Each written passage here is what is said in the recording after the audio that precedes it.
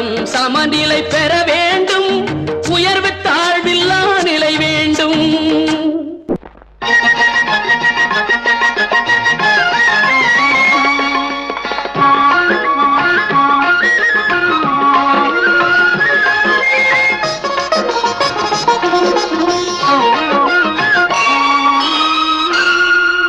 இறைவன் படைத்த உலகை எல்லாம் மனிதன் ஆளுகின்றான்.